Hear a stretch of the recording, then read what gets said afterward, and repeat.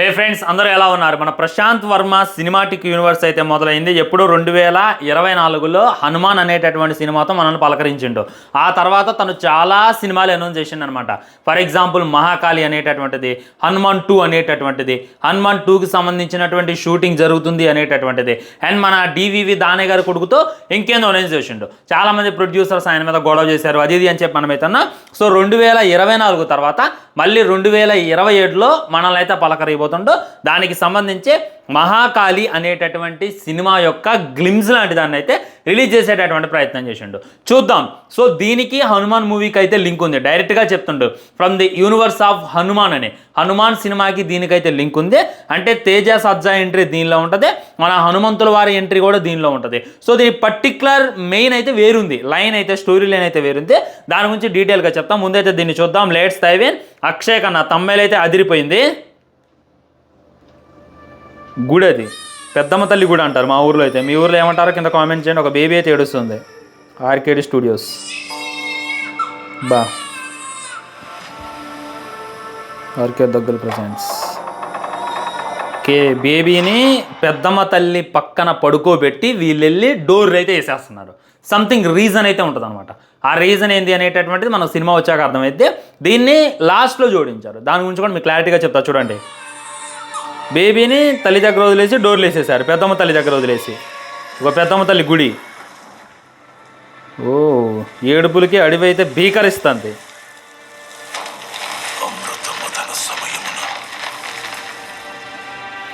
దేవతలతో సమానముగా దానవులు శ్రమించిన విష్ణువు అమృతమును దేవగణానికి ప్రసాదించాడు. అదే మన సముద్రంలో నడిబొడ్డున వేస్తారనమాట. ఒక కొండ లాంటి తీసి వాళ్ళటు వీళ్ళుటు గుంజుతారు. అదొక స్టోరీ ఉంటుంది. దాని గురించి నేను ఇంకో వీడియోలో వివరిస్తాను మీకు. సో అటు వాళ్ళు దేవతలు, దానవులు అంటే దానవులు అంటే రాక్షసులు ఇద్దరు కూడా సమానంగా శ్రమిస్తారు ఆ అమృతాన్ని బయట తీయడానికి. కానీ విష్ణువు వచ్చి ఆ యొక్క అమృతాన్ని దేవుడికే ఇవ్వడం జరిగింది, లైక్ దేవతలకే ఇవ్వడం జరిగింది.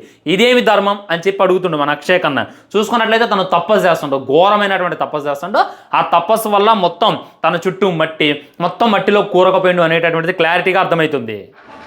ఆ కళ్ళు తెరిచి చూడండి. అధర్మమా. ఒక కన్నేమో రెడ్ కలర్లో ఉంది, ఒక కన్నేమో వైట్ కలర్లో ఉంది. పీవీసీయూ ఏంది పురాణ వీర చైత్ర. ఇది నేనేదో ప్రశాంత్ వర్మ సినిమాటిక్ యూనివర్స్ అనుకున్నా, కాదు అది. యంత్రాసనముపై మా హక్కును అపహరించారు. ఇది ధర్మమా అధర్మమా? సమస్త జాతిని అధపాతాళానికి తొక్కివేసి చతుర్దశ లోకాల ద్వారాలను మూసివేశారు. మొత్తం రాక్షసులందరినీ కూడా పాతాళానికి తొక్కేసి ద్వారాల్ని మూసేశారు. దేవతలకి, దేవుళ్ళకి క్వశ్చన్ వేస్తుండ్రు, ఇది ధర్మమా అధర్మమా, మీకో న్యాయం మాకో న్యాయమా అని చెప్పి ఒక రాక్షసుడు. మరి రాక్షసుడు ఎవరు అనేటటువంటిది నాకైతే అర్థం కాలేదు. మీకు తెలిస్తే డెఫినెట్గా కింద కామెంట్ చేయండి. మరి పురాణాల ద్వారా ఇన్స్పైర్గా తీసుకున్నారా, లేకపోతే నరకాసురుడు అని చెప్పి నేనైతే అనుకుంటున్నా. పెద్దమ్మ తల్లి చేతిలో చనిపోయింది నరకాసురుడే. ఇదైతే 100% చూద్దాం. చూసుకున్నట్లయితే అడుగు పెడతాడు ఇందులోకి. అధర్మమా. అక్షయ్ కన్నా చూడండి బక్కకున్న from the universe of Hanuman. ఇది చాలు, ఈ టైటిల్ చాలు. జస్ట్ 20 కోట్లతో తీసి 400 కోట్లు, 10 టైమ్స్ కాదు 20 టైమ్స్ డబుల్ ప్రాఫిట్ తెప్పించినటువంటి సినిమా హనుమాన్. సంక్రాంతికి మహేష్ బాబు గారి సినిమాతో పోటీగా రిలీజ్ అయ్యి మరి డామినేట్ చేసి పాన్ ఇండియాలో ఒక ఊపినటువంటి మూవీ హనుమాన్. సో అలాంటి డైరెక్టర్ అంటే కొద్దిగా హైప్ ఉంటుంది కదా హనుమాన్. అగో ఈయన గుర్తుంది కదా, ఈ క్యారెక్టర్ మీకు గుర్తుంది కదా. మన తేజసాజ్ ఏమంటాడంటే, నేను ఒక్కడిని ఏం చేయగలవు, ఒక్కడివా అధికాలు విదిలించి మహాసముద్రాన్ని దంకించిన వాడు, రావణ సైన్యానికి నిప్పు పెట్టినవాడు, అది శతయోజన శతయోజన గూజ్వంస్ వస్తాయి. నన్ను అడిగితే సినిమా అంత పెద్ద బ్లాక్ బస్టర్ అయిందంటే దానికి కారణం హనుమంతుల వారికి మన సముద్రకరణ్ గారు లైక్ విభీషణుడు వచ్చే ఎలివేషన్లు ఇవ్వటం. ఇది మెయిన్ అనమాట. లాస్ట్లో అయితే దీనికి ఒక క్యారెక్టర్ ఉంటుంది. ఆ క్యారెక్టర్ ఏంటంటే దానవులకి అసురులంతా కూడా నిద్ర లేచారు, నీ రాక తథ్యం హనుమ అని చెప్పి అరుస్తురు అనమాట. అరిచిన తర్వాత ఇంకెంబటే మన హనుమంతుల వారైతే ఎంట్రీ ఇస్తాడు. తేజ సజ్జాకి అయితే ప్రాణం వస్తుంది. ఇద్దరు ఎదురెదురు నుంచి ఉంటారు. సినిమాతో అయిపోతే తను మెయిన్, సినిమా అంతటి కూడా తనే మెయిన్. సో తను చూసుకున్నట్లయితే ఈ మహాకాళి అనేటటువంటి సినిమాలో అయితే కానొస్తుంది. సో సంథింగ్ దానికి దీనికి లింక్ ఉంది కదా, ఏదో గట్టిగానే ప్లాన్ చేస్తున్నారు అనేటటువంటి ఫీలింగ్ అయితే నాకు కలుగుతుంది. అప్పుడు హనుమంతుల వారికి ఎలివేషన్లు ఇచ్చినట్టే ఇప్పుడు ఈ మహాకాళికి కూడా ఎలివేషన్ ఇస్తారు అని చెప్పి నేనైతే ఎక్స్పెక్ట్ చేస్తున్నా. విభీషణ్ చతుర్దశ దినములలో అసుర విజయ ఘోష సమస్త బ్రహ్మాండమున ప్రతిధ్వనిస్తుంది. ఆపై అసురులకు శాశ్వత విముక్తి లభిస్తుంది. అది అసురులంతా నిద్ర లేచారు, నీ రాక తథ్యోహనుమా, ఎందుకు లేచారు అసురులంతా నిద్ర అనేటటువంటిది ఈ సినిమాలో మనకి పర్టికులర్గా చూపించేటటువంటి ప్రయత్నం చేస్తున్నారు. సో అసురులు, రాక్షసులంతా కూడా తమ యొక్క పునఃప్రారంభాన్ని వాళ్ళు ఎంచుకుంటున్నారు అనమాట. ఎప్పుడు దేవతలతో పోటీ చేసి ఓడిపోయారు, ఈసారి మళ్ళీ యుద్ధం మొదలు పెట్టబోతున్నారు అనేటటువంటి క్లారిటీగా అర్థమవుతుంది. సో యుద్ధాన్ని ఆపడానికి హనుమంతుల వారైతే వచ్చారు. అదేవిధంగా మహాకాళి రావటమే ఈ మహాకాళి మెయిన్ థీమ్ అని చెప్పి నేనైతే అనుకుంటున్నా. బా అక్షయ్ కన్నానే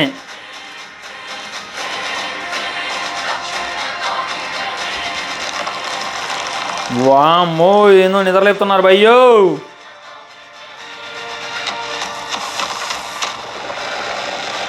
ఏందది?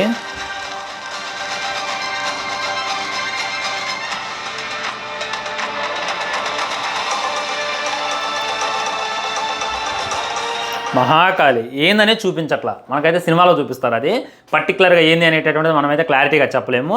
సో అక్షయ్ కన్నా కొన్ని సంవత్సరాలు తపస్సు చేసి ఒక వరాన్ని అయితే పొందొస్తాడు.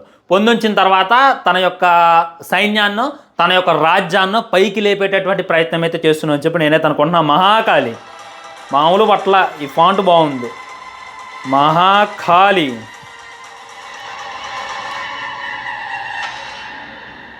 వామ్మ ఎవరు నిద్రలు వేసారు భయ్యో. ఈ రాక్షసుడు ఏం చెట్టుండు ఘోరంగా ఉన్నాడుగా.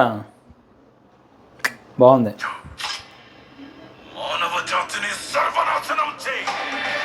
రక్తబీజం మానవ జాతిని సర్వనాశనం చేయి. మానవులు ఏం చేశారు? దేవతల జోలి బావచ్చుగా. సో మానవుల జోలికి వస్తే ఆటోమేటిక్గా దేవతలు లేస్తారు, దేవుళ్ళు వస్తారు అనేటటువంటిది మనోడు ప్లాన్. The end begins. 8/1/2027 సంక్రాంతికే. హనుమాన్ కూడా సేమ్ డేట్లో రిలీజ్ అయింది, కొద్దిగా అటు ఇటుగా. ఎగ్జాక్ట్లీ ఇది కూడా ఆ డేట్నే రిలీజ్ చేసి హిట్ కొడదామని చెప్పి ప్రశాంత్ వర్మ అయితే ప్లాన్ చేస్తాను అనమాట. భయ్యా నిజం చెప్తానా, ఈ సినిమా కానీ నెక్స్ట్ అవల్ ఉంటే హనుమాన్ రేంజ్లో ఉంటే మట్టికి అనిల్ రాయపుడి, మన బాబీ కొల్లి, లైక్ మన సంక్రాంతికి వస్తుంది కదా జనవరి 28 విడుదల ఆ సినిమా బాబా బామర్దుల సౌజన్యం అదైనా, అండ్ మన బాస్ సినిమా అయినా కొట్టుకొని వెళ్ళిపోతాయి. ఎందుకంటే డైరెక్ట్గా సూపర్ స్టార్ సినిమానే కొట్టుకెళ్ళిపోయింది. ఇంకా అలాంటిది వీళ్ళు పెద్ద లెక్క కాదు అనేటటువంటి నాకు ఉన్నటువంటి గట్టి ఫీలింగ్. మరి ఆ డేట్న రిలీజ్ చేస్తానంటే మామూలుగా ఉండదు, పోస్ట్పోన్ అవ్వకుండా చూసుకోవాలి. ఖచ్చితంగా పోస్ట్పోన్ కాదు, నేనైతే ఎక్స్పెక్ట్ చేస్తున్నాను. పెద్దమ్మ తల్లి వచ్చింది. ఇందాకలా బేబీని గుళ్ళో వదిలిపెట్టి వీళ్ళంతా డోర్లు వేసి బయటికి వెళ్ళిపోయారు కదా. ఎందుకు వెళ్ళిపోయారు? పెద్దమ్మ తల్లి రాక కోసం. బాబా బ్యూటిఫుల్ సీన్ ఇది. మహాకాళి అమ్మ మహాకాళి. వామ్మో వామ్మో ఏదో గట్టిగానే ప్లాన్ చేసిండు భయ్యో ప్రశాంత్ వర్మను. కొత్తగా అయితే ఉండడు. బాబా ఈ షాట్కి థియేటర్లో తగల పెడతారు మనోళ్ళు. చూడండి ఎన్ని చేతులు, 1 2 3 4 5 6 7 8 చేతులు. 2 చేతుల్లో బేబీ ఉంది, వెనక అత్తం గ్రేట్ అసలు. పెద్దమ్మ చూస్తోందిరా. మహాకాళి ఇన్ సినిమాస్ 8/1/2027 ఎలా అనిపించింది మీకు? పర్టికులర్గా ఎలా అనిపించింది అనేటటువంటి కింద కామెంట్ చేయండి. నాకైతే మామూలుగా అనిపించలేదు, ఏదో గట్టిగానే ఉంటుంది. ప్రశాంత్ వర్మ ఇంత పర్టికులర్గా ప్లాన్ చేసి దిగుతుండు అని అంటే మట్టికి వేరే లెవెల్ ఏదైనా స్టఫ్ ఉండొచ్చు అనేటటువంటి ఫీలింగ్ అయితే నాకు కలుగుతుంది. నాకు అర్థమైంది ఏంటంటే స్టార్టింగ్లో ఒక బేబీని గుళ్ళో వదిలేసి వాళ్ళంతా కూడా బయటికి వెళ్ళిపోయారు. ఎందుకు?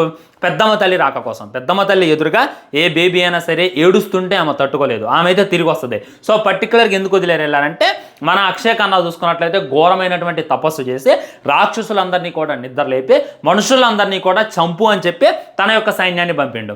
ఆ తర్వాత దేవతలు ఎవరు కూడా రావట్లేదు కాపాడడానికి. సో ఒక శాస్త్రం ద్వారానో ఒక పూజారి ద్వారానో లేకపోతే మన విభీషణుడు వెళ్ళి చెప్తాడు. సో ఆ రాక్షసులందరినీ అంతం చేయాలి అని అంటే ఖచ్చితంగా మనం మహాకాళి, మన పెద్దమ్మ తల్లి రావాలి. ఆవిడ మట్టికి ఆ రాక్షసుల్ని అంతం చేయగలుగుతుంది అనేటటువంటి హింట్ ఇచ్చిన తర్వాత ఏడుస్తున్నటువంటి ఒక బేబీని తీసుకెళ్ళి అక్కడైతే పడుకోబెట్టచ్చు. లేదా ఆ ఏడుస్తున్నటువంటి బేబీయే ఈ సినిమాకి మెయిన్ హైలైట్ అవుతాడేమో అనేటటువంటి, లైక్ మన తేజ సజ్జా ఏ విధంగా అయితే సూపర్ హీరో అయిందో హనుమాన్ మూవీలో, ఇందులో ఈ బేబీ కూడా సూపర్ హీరో అవుతాడు అనేటటువంటి ఫీలింగ్ అయితే నాకు కలుగుతుంది అనమాట. మెయిన్ హైలైట్ అయితే అక్షయ్ కన్నా తందే ఈ సినిమా అంతా తను నడిపించబోతుండు అనేటటువంటి క్లారిటీగా అర్థమవుతుంది.